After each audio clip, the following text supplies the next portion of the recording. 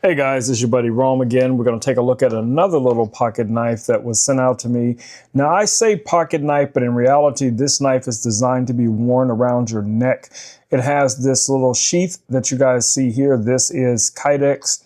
The blade itself has the little finger ridges that makes it perfect for you to be able to grab it with your hand and open it. So I can just pop this little blade out.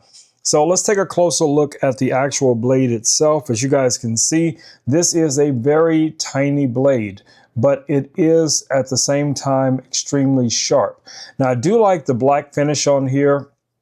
I don't know how long that's going to last. I don't know if that'll wear over time or not. The blade goes all the way into the handle. So basically what you're looking at is a full tang on this little knife.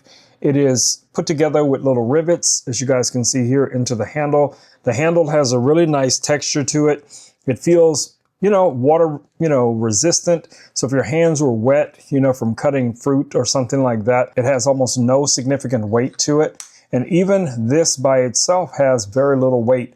So if you were wearing this around your neck, like I probably would be, using this to open boxes or, cut twigs or whatever, little things I would decide I would need to use a little blade like this for, I think this would come in really handy. Now, one of the first questions is, Rome, is the blade sharp? Let's test that. So this is just a piece of cardboard.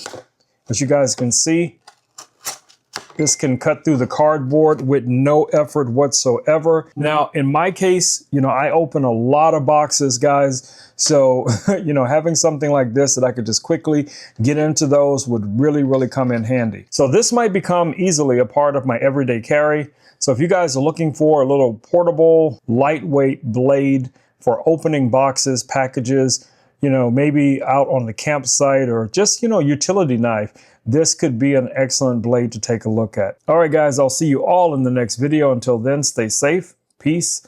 I'm out.